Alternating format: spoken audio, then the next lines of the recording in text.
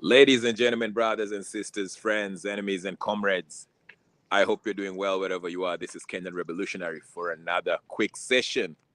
So I hope you're going to join me. I won't be here for long because, as you can see, it's cloudy. It looks like it's about to rain. Actually, there's a drizzle, but I will be as quick, as succinct, and to the point. And I won't drag you long. I might not finish an hour because, like I say, the weather is pretty crazy. I'm actually taking a short break from what I'm doing to bring you this video after a couple of things that I saw on the internet, on the X spaces, social media in general, and even the media, the mainstream media. Nice seeing you, Pritika Kaur. So hopefully you guys will join me. Anyway, the first order of business, ladies and gentlemen, if you have already subscribed, go ahead and like the video. That's the first order of business, Pritika Kaur. Go ahead and do that. And everybody else that's going to join, when you first watch this video, please hit the like button. And if you haven't subscribed and you're wondering what I'm talking about, this channel is about Kenyan politics and world politics as it relates to Kenya, okay?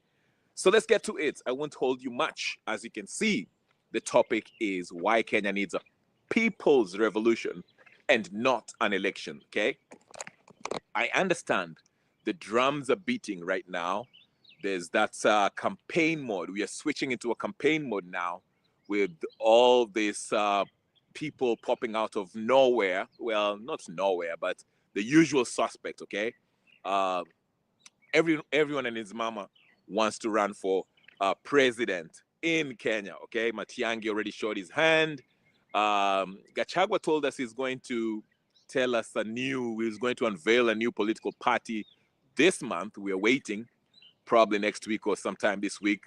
He will call his press conference, his 100th press conference, to give us a big revelation about what's happening inside Ruto's regime and what he has observed.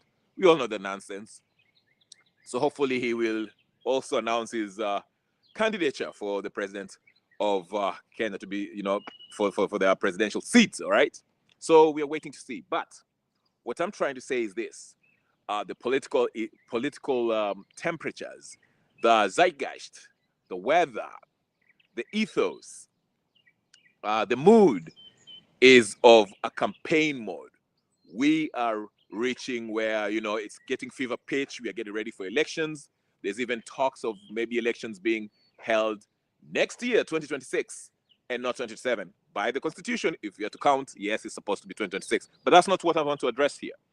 I just want to address the deception that's going on right now. And it's a very evil, genius way of confusing the masses, okay? Now, I see there's a lot of the target is the Kenyan youth, the so-called Gen Zs. I know Kenya, the most politically active demographic in Kenya are the youth, okay? And they're represented by these Gen Zs who also were very, very the heartbeat of the whole, popular protest that happened in June 25th. So, they're the guys who the political class are worried about. I'll tell you why they're worried about. This population are educated, informed, tech savvy. They do their research. They see what's going on with Burkina Faso and every other part of the African world, other democracies, so to speak, other youth in other countries, how people revolutionize their system in their other parts of the world. And they're thinking, you know what? We've been sitting here watching this baby boomers and the former generation, the older generations, bullshit their way to power and stay in power and keep us oppressed and do nothing about any change that can bring social mobility, social economic mobility, upward social economic mobility, okay? Karibu sana, Gypsy Corner, please. The first order of business, you know what's up. Hit that like button, okay? Thank you so much for joining me. So, this is what's happening. That's why I'm saying these guys are the most dangerous guys because they're the most outraged. They're still young. They have fire in their belly. The economy is really hitting them because when you're young, let's say you're fresh from, college, you just finished college, you have your whatever, engineering degree, law degree, whichever degree you have, okay? You go to school for 4 years or whatever the case is, 5, 7 years, whatever, depending on your, area of study. You finish school, you are not guaranteed a job, okay? You only have to hustle, okay? So they feel the pinch of the economy, okay? They feel it when the real economy is not working. Forget about all the stats that Ruto is quoting and the World Bank and all IMF telling us about, Kenya has, has a better GDP compared to, I don't know, 3 years ago, whatever. Those stats don't mean nothing if the real economic, if the people on the ground do not feel any difference, okay? And to top it off, what really is pissing off this generation is that they can actually see the nonsense that is going on within the political class. I'm talking about all this nepotism, okay, tribalism, corruption, which is rampant in this administration and even the previous administration. But I'm just saying, I'm talking about now. We are in present. I'm talking about now. They're seeing these things, okay, and to top it off, to make them even more madder, apoplectic, lose their mind, is that these politicians, whether it's MPs, senators, governors, members of the executive branch, the reasons that they give, the lack of concern, okay, the disconnect between the political class and these guys is so bad that they don't even care. I mean, I just had Jeanette today come in. Was it today or yesterday? Whatever the case is, when he got to the podium, when he was speaking, I don't know where he was speaking, whether it was Ngodo, where his funeral, and he stood up and said, for the Kenyans who are celebrating when Ngodo Were was killed, should remember that politicians are also husbands and wives, and, and that's, they basically saying that those people should be sensitive to the families of the deceased, okay, of the politicians who are deceased, okay? And they don't factor in when the Gen Zs died, okay, nobody condoled with them. Nobody cared about their death. I mean, did you just read in the news, Baby Pendo's case was just closed? And what was the verdict? They said, nothing to see here, no enough evidence. All the cops who shot this Baby Pendo are walking free. Raila Odinga, who's actually responsible for this indirectly because he's the one who caused the whole kerfuffle that resulted to the Baby Pendo getting shot and killed, is mum, numb, dumb, cannot speak now. His focus is somewhere else. He cares about CDF and broad-based government. He's not standing up for Baby Pendo. While Matiang'i and Uhuru Kenyatta's government ordered these deadly police security officers to shoot down Baby Pendo. No one is speaking up for Baby Pendo. This is travesty. The justice system in Kenya is non-existent. So these are the things that these young folks, the so-called Gen Z, who are representative of the majority of Kenyans, okay, I'm not talking about just the generation itself, but they represent the plight of majority of Kenyans. Of course, I can't say all Kenyans because not all Kenyans feel the economic pinch the same way, okay? Jimmy Wanjigi does not feel the same pinch or the way the Mtua Mkono on the ground who works in Juakali sector feels, okay? I'm just using that example. That's what I'm saying. The majority, we're a demos ruled by the majority, okay? Democratic, constitutional democracy. I won't take you through that. You know, I've been saying that for a long time. But here's the thing, though. What I'm trying to get you to understand is this. There seems to be a new trick by this political class. And I want you to pay attention very keenly. Pay attention. Are you guys at the back? Are you listening? Are you listening? Okay, move forward. I'm taking my skill. There's a new trick that is being used. It's not quite new, but it's still relatively new, okay? there's this new thing.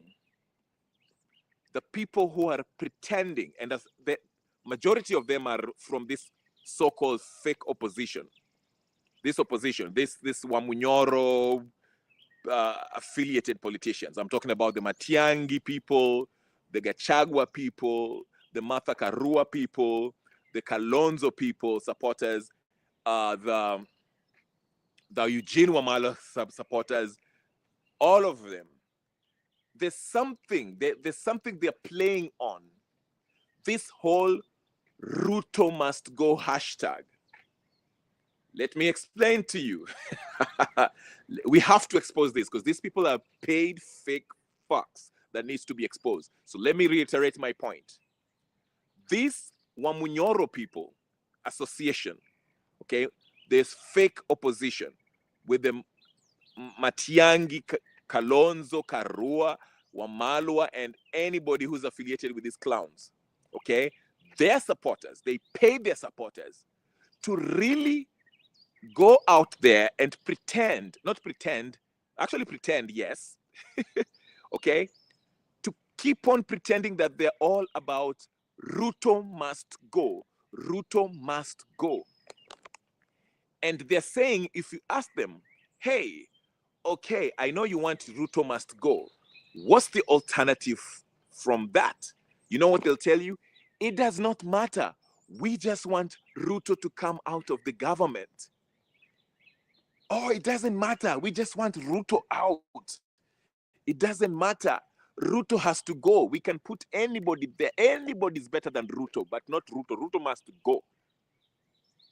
You understand what I'm saying?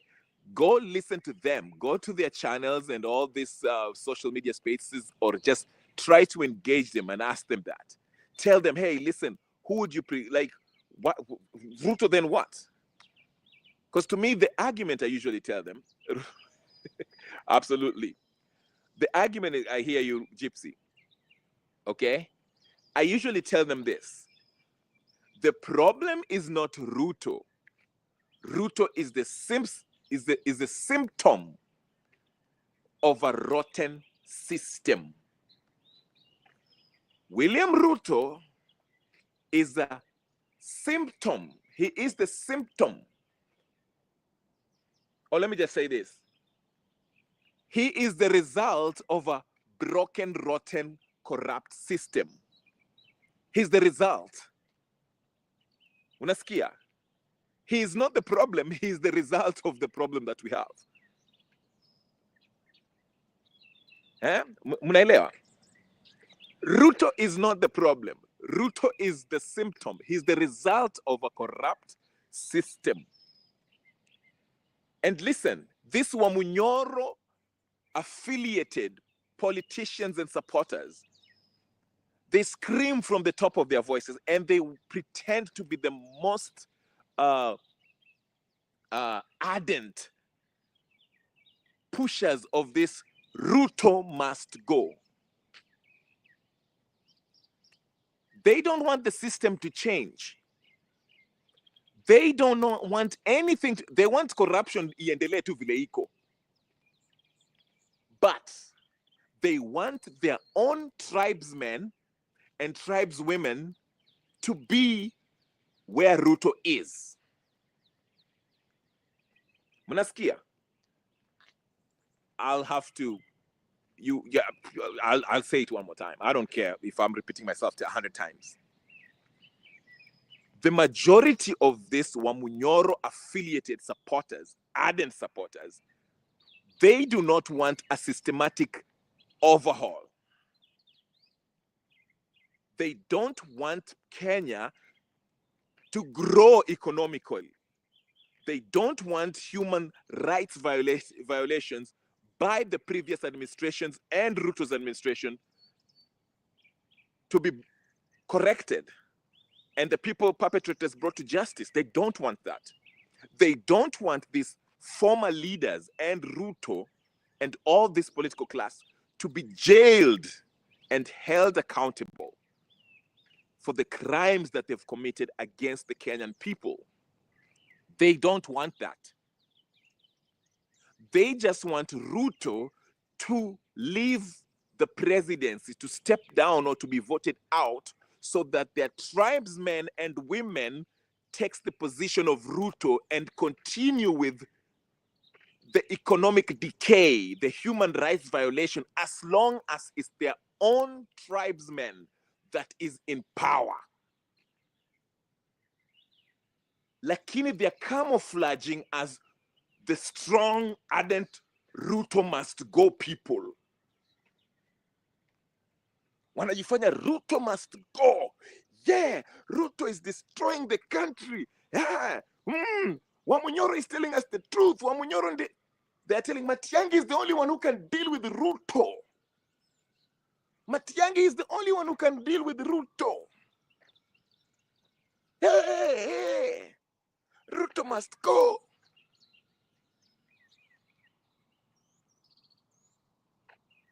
Gypsy saying, Shakahola, where you can't touch their kingpin, conman ghost worker. Second fiddler lover. Absolutely. Same thing. Same thing. Ruto must go. Ruto must go. And listen, these are not stupid people. They're tribalists. Because I asked them, it doesn't matter even if it's a Raila supporter, even it's a Matiang'i supporter, even it's a Kalonzo Musyoka supporter, or is Martha Karua supporter. You ask them, given the track record of these people, okay, even if you remove Ruto, you shall have the same results. The faces will just change. Instead of having somebody like Murkomen, you might have a Kwamboka. If Matiang'i is the president, you'll have a Kwamboka who's playing the Murkomen position, arrogant, doing all the kind of corrupt things that Murkomen is doing. If you have Raila Odinga in power as president, you'll have the likes of Kaloma taking that Murkomen position. If you have the likes of Gachagua as the president of Kenya, you'll have the likes of, I don't know.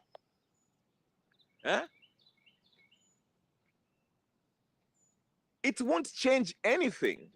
You'll be just changing the names and the faces and the tribe. You're not changing the system. And guess what? You will be having the same results. That's why you have to interrogate these people who are screaming Ruto must go. See what they are made of.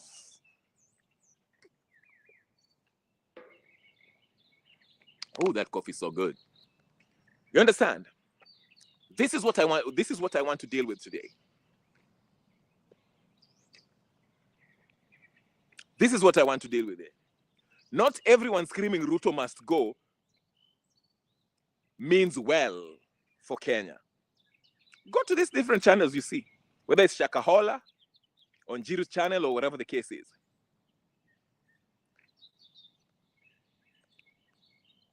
These people, they do not want a change in Kenya. They just want their tribal men to become the president. They don't. I'm so glad something very wonderful was happening yesterday in Twitter. I just started laughing. I had to grab some popcorn. I had to grab some popcorn. Martha Karua did a mistake and started engaging in a X battle. Tweeting, tried to exonerate herself from what happened in 2007. And Kenyans made her understand that she's not a factor in Kenya. And reminded her of her role in 2007 and a history. I was so glad. I've never been proud of Kenyans as I was when I read the comments. It was golden. I loved it. I loved it. I had to grab popcorn. I got milk, soda, and everything. I was partying. I was reading the comments while I was People know these things.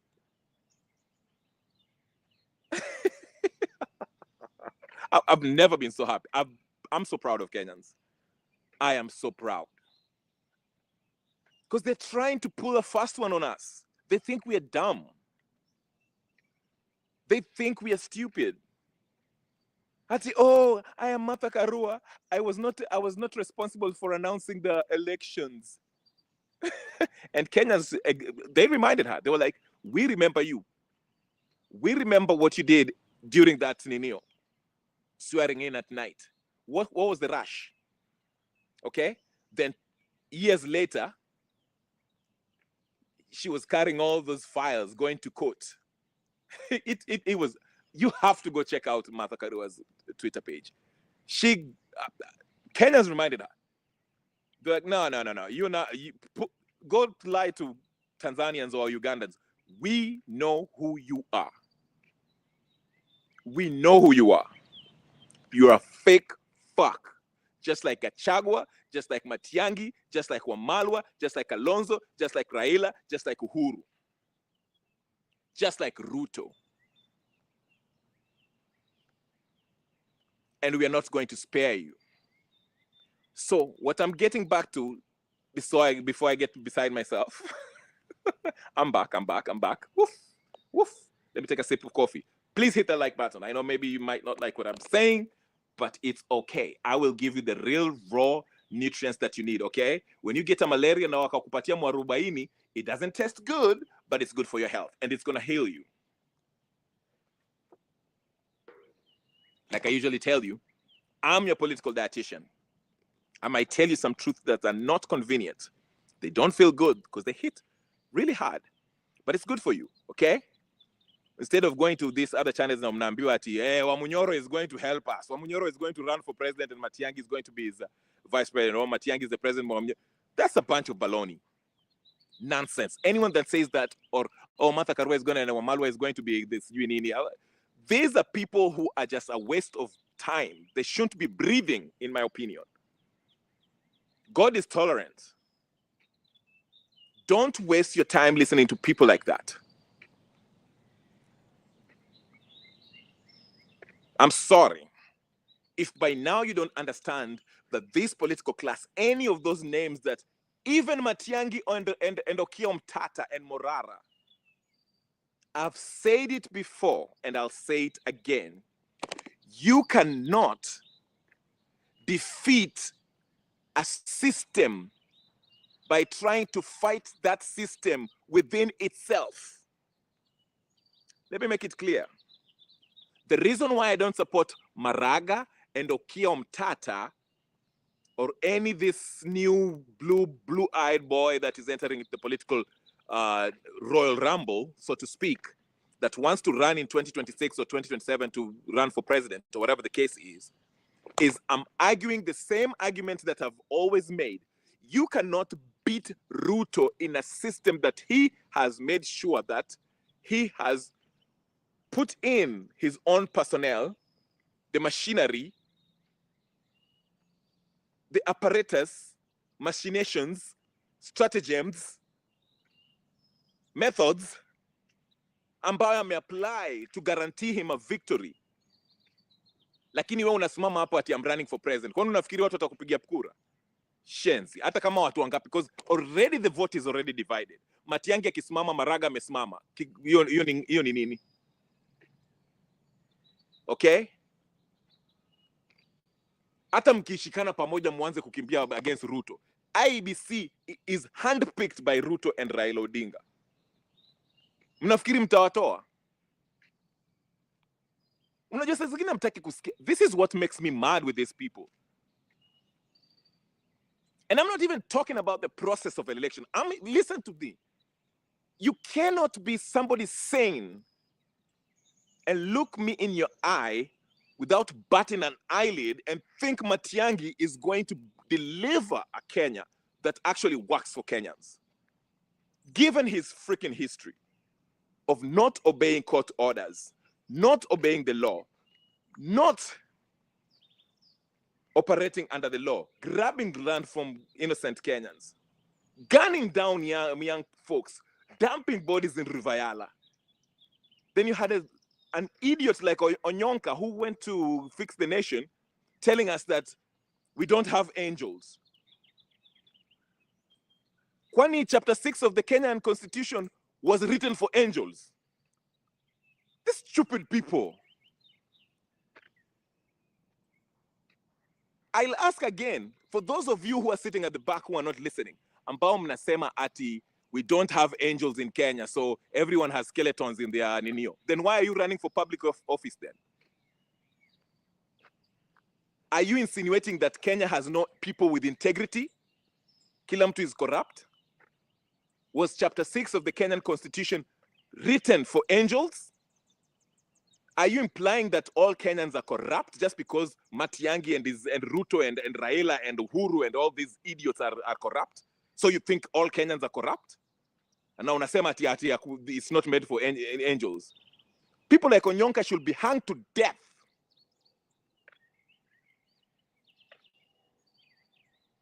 And I say that unapologetically, along with Matiang'i, and Uhuru Kenyatta and Ruto and Raila and Karua. How dare you speak to Kenyans like that as if watu wako na integrity? Ati we don't have angels. And Onyonka had even the audacity to say that he even has his skeletons. I wish I was the one interviewing him. You're interviewing Ngeisha na Mangumi. I had the same argument here in this channel. There was a guy who came over here and said the same thing. Oh, we don't have angels. Everyone has his skeletons. So what was the point of the Constitution? What is the point of the Constitution? It's like saying, oh, you know what? We can't get these people who are corrupt. Because after all, we are all corrupt. If we are all corrupt, then why are you complaining about Ruto then?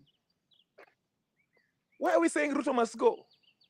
Why are you asking for justice for the people who are killed by Ruto? Why? Because you're saying nobody's an angel. So what's the point? What's the point of having rule of law?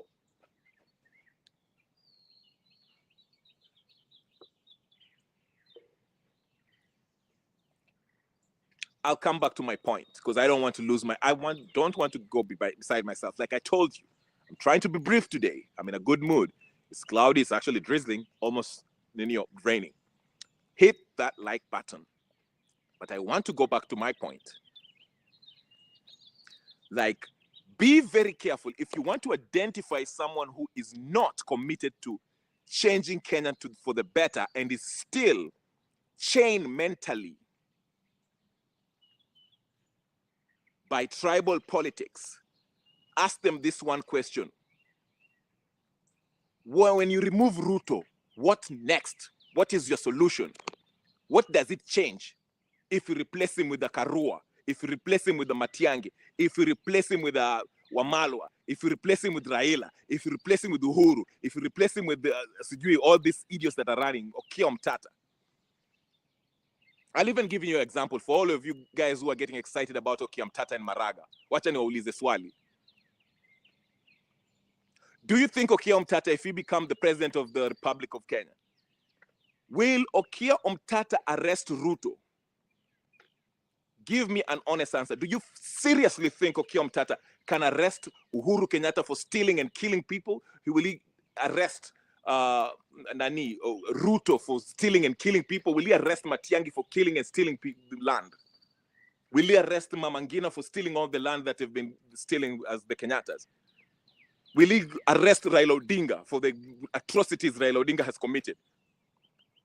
The land he has stolen in Kilifi. The molasses case in Nyanza. Will Okiya Omtata arrest these people if he becomes the president? Give me an answer. If the answer is no, then he has no business running for president. That's why I'm saying he can't run for president, even if he runs for president. He can't win. And if he wins, there's nothing meaningful he can do for Kenyans. It's just meaningless talk. Same with Maraga. I don't care if he was a chief justice and he did well. I personally like Maraga. I think he's a brave man. but it sounds more like a state project. He should have just retired in peace and not involve himself in this nonsense. Maybe they have something on him. That's why I'm telling you this election is nothing. Kivutha Kibwana said that we are reaching a point when most likely whoever is going to win in 2027 or 2026, whenever we have the election, whoever wins that election shall not be accepted by the people. And that will cause civil strife. That was his argument. Those are his words, not my words. And here is what I'm saying to Kivutha Kibwana. Listen to me. Kivutha Kibwana and anybody else.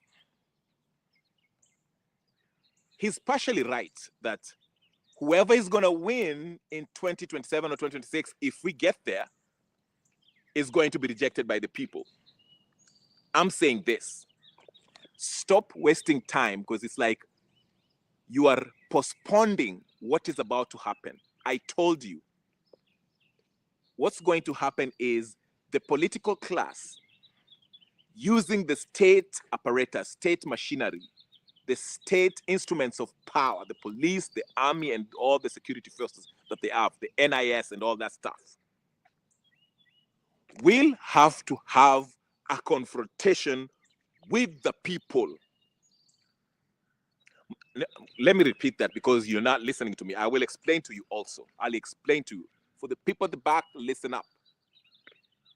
We're in class right now. I'm your political dietitian. I'm giving you the nutrients that you need.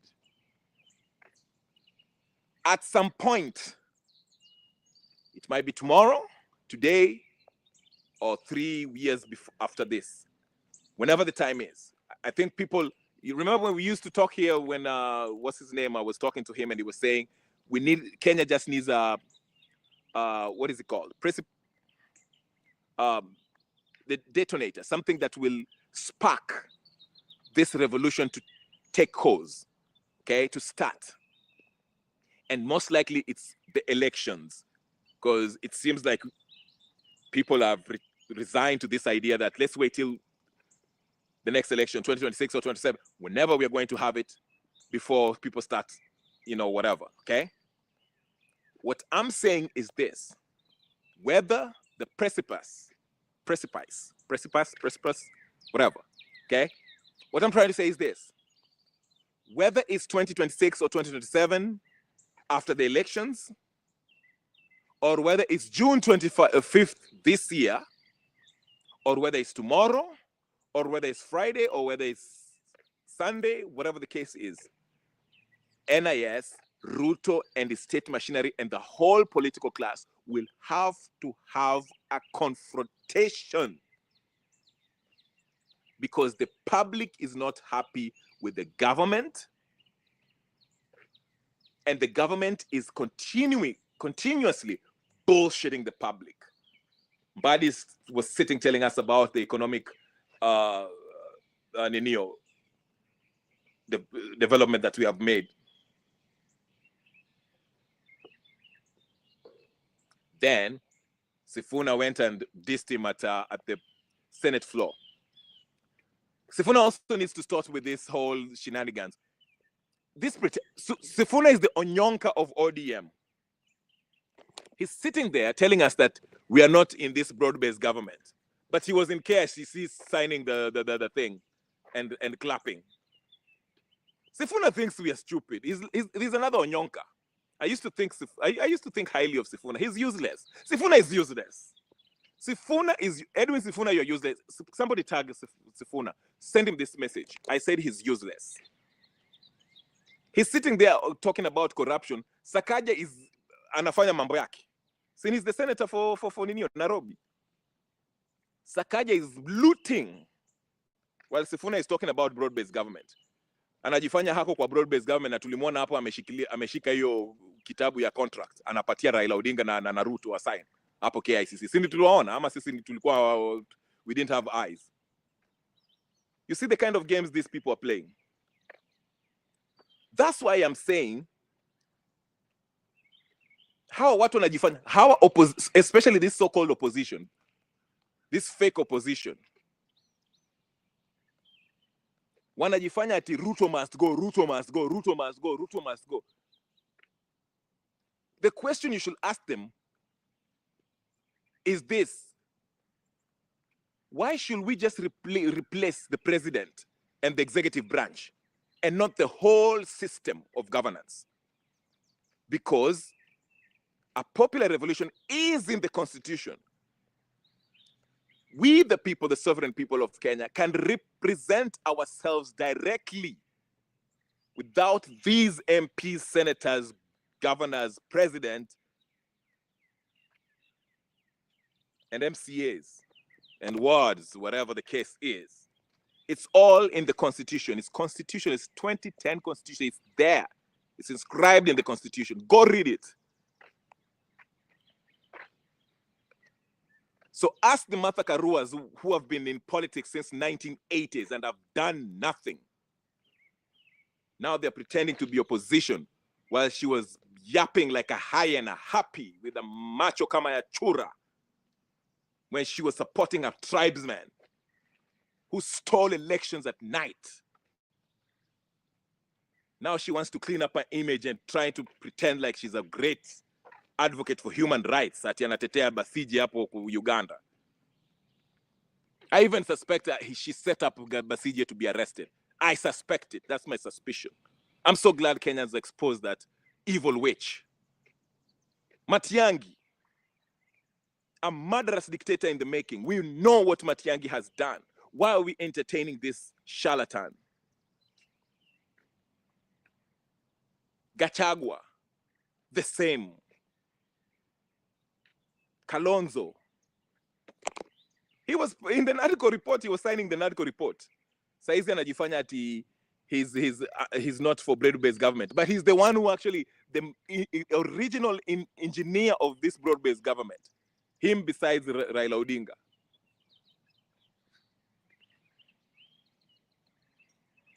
We have to speak in one voice as a people, as the youth, as the majority of Kenyans of all generations.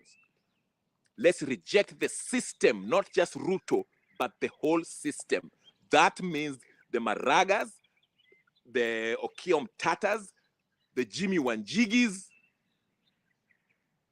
Martha Karua, and all of them.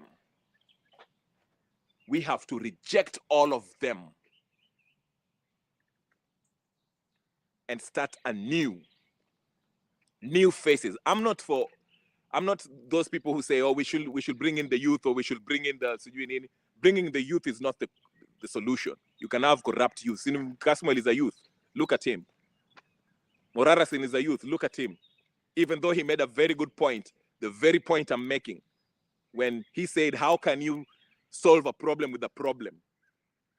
If you look at the opposition, Kalonzo, Karua, Matiang'i, Gachagua, Wamalwa, have greatly contributed, gain, are the beneficiaries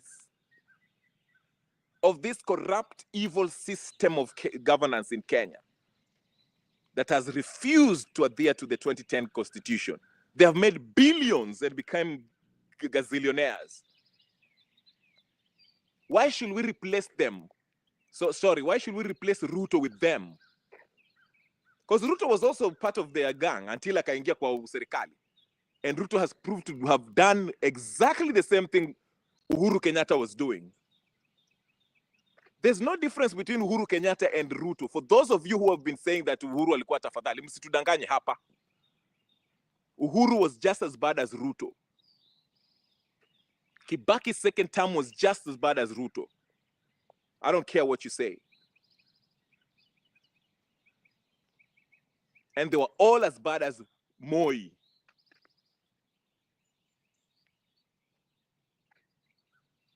So how can you expect to have a better Kenya if you replace Ruto with the same gang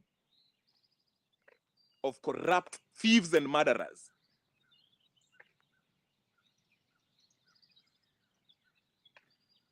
Bra is saying, if we stop, let me see what she's saying. If we stop theft, Kenya will be a paradise. 2 billion a day is no small money. The big question is, do the people offering alternative leadership want to take over so that they can loot?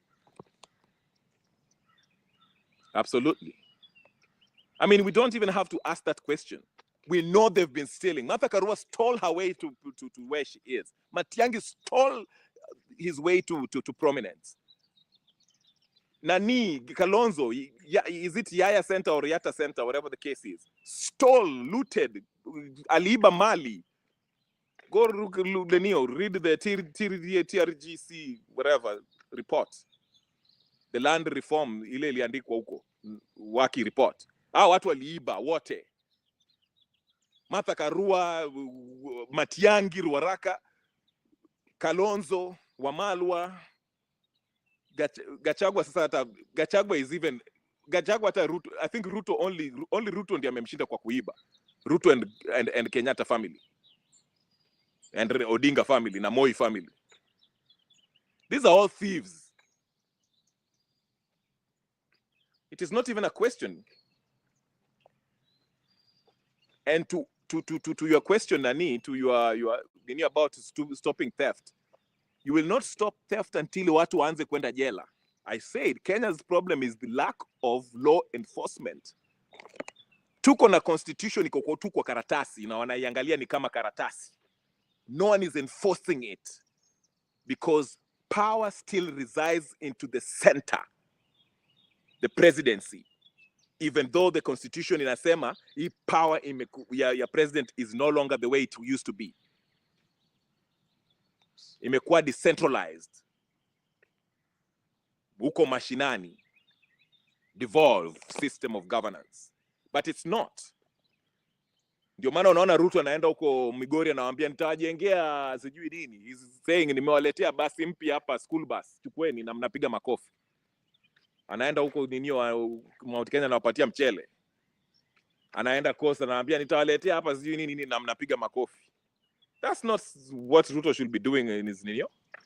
Bro is saying Ruto promised us all manner of things, but when he got to Canaan, he started eating all manner of living Kenyans with nothing. Absolutely. And that's the same thing Matiang'i and all these idiots, wakina Martha Karua na wakina Nani Gachagua, they're also telling you the same thing. Oh, if I got there, Mimi, I'm the only one who I can defeat Ruto, sijui nini. A bunch of nonsense. Na tumejua hawa ni waizi. And they're hiring their own tribe. Sasa wanawacheza. They're hiring their tribal minions to market them as hawa watu ndio sijui nini, as if hatuna ninio.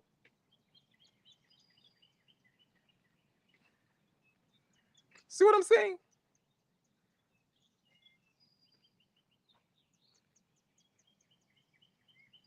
That is what I'm saying. Anyone who comes and tell you sijui Matiang'i, sijui Martha Karua, sijui Gachagua, huyo ni mtu analipwa. Two, it's either analipwa seme hivyo ama he's a deeply tribalistic person who you should stay out of. Na akona ushetani kwa kichwa. Very evil. And doesn't care about Kenya.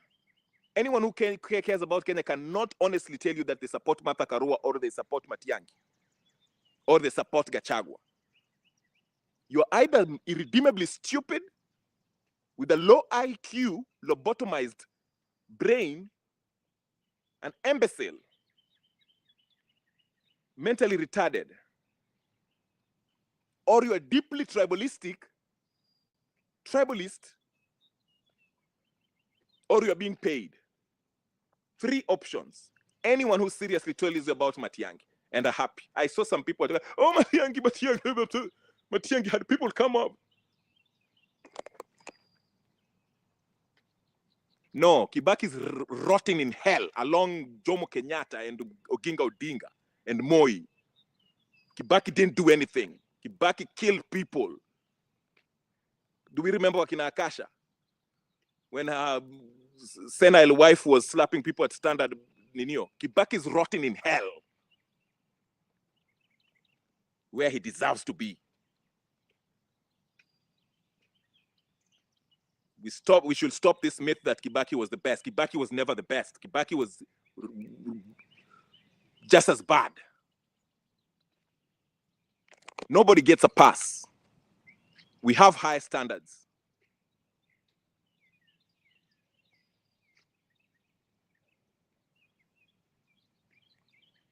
Kenyans, we should have high standards.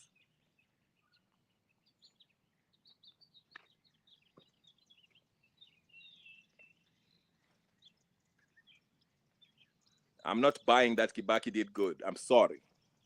He doesn't get a pass. He drove us into 2007 where more than 1,000 people died. They were looting. I remember Mudaura. Na ile those Turkish drug dealers who were coming and slapping people, shooting people, and doing whatever they wanted. No.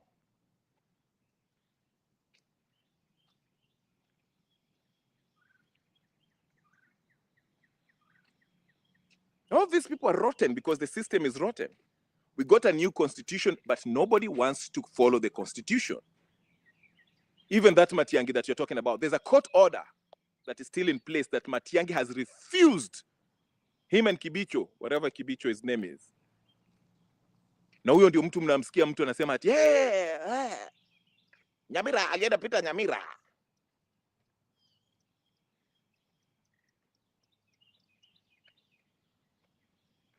We have to tell us, mimi nawapatia raw and hate me. Nimejitolea, muni hate. But I'm telling you the truth that can help you if you really want to liberate Kenya. We have to liberate our minds.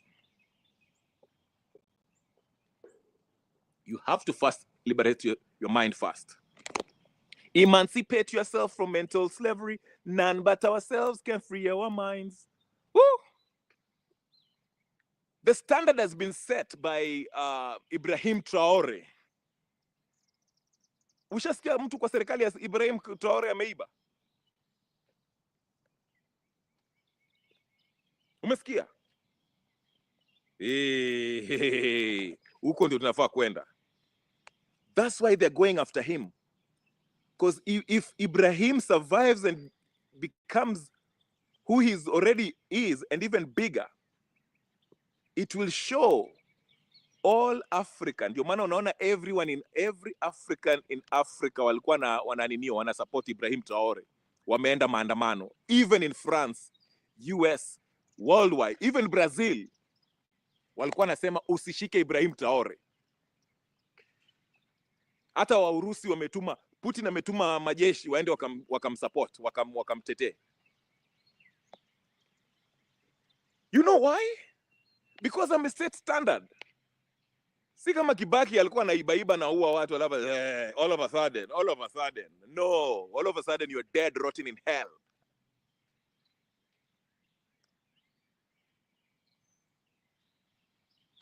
We have to be on a higher ground, moral level. Si ati tumekwa kwa morally we are so low mpaka Onyonka natuambia we don't have angels. Expectation ni kwamba sisi ni waizi sote na sisi ni wajambazi. How dare he?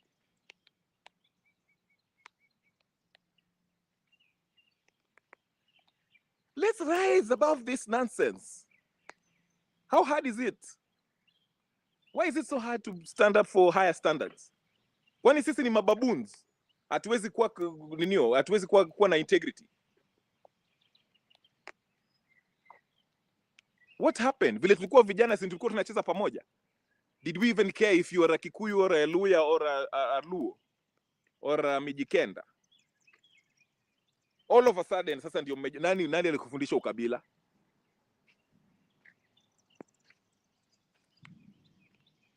Ndio maana we have to stand with one voice and have a popular revolution, not elections. Election haita ninio. I'm glad what somebody who was telling me, who did I hear put that on X? That every change, meaningful change that happened historically was brought by a revolution. Okay? In China kulikuwa na revolution. Huh? There was the American Revolution, French Revolution. The system can only be changed through a revolution. You can't expect the system to produce somebody who is against its own. Rusto is a result of a corrupt system. Ndio maana mimi mkisema Ruto must go, I agree with you, Ruto must go. But usiniambie unataka kureplace na Matiang'i or Martha Karua and all these useless, proven, murderous dictators. Thieves masquerading as human rights lawyers. Unscrupulous business dealers, drug dealers. Alafu Onyonka pia keeps on rubbing salt on the kidonda by telling us that sisi si angel, ati we all ni kama sisi wa Kenya, akunya uwezi pata hata mtu mmoja Kenya ambao hako corrupt, hako na skeleton. I mean, what kind of reasoning is this?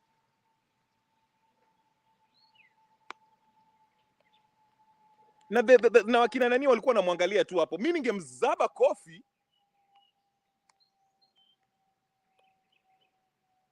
Mwanzo huyo Onyonka ukaangakaa shoga. Ukimwangalia anyway, let me not go there. I'm losing the plot. Let me get back to myself. Mvua inanyesha, I need to go. But that's the point I'm making. We should speak with one voice. The change is a change of system. Ruto is the mascot of this corrupt system. He's the result of this system. So when we say Ruto must go, vile tulikuwa tunasema, enda dereva, kufa makanga. Isitoshe, hata hiyo abiria ya political class yote pia kufa. That's what I'm aiming for. Anyway, guys, it's raining as you can see. I have to leave it here. Thank you so much for joining me. Please don't forget to like, subscribe, share, comment, and do all the good stuff. I'll see you guys later. Peace and blessing, and I'll see you next time. Peace.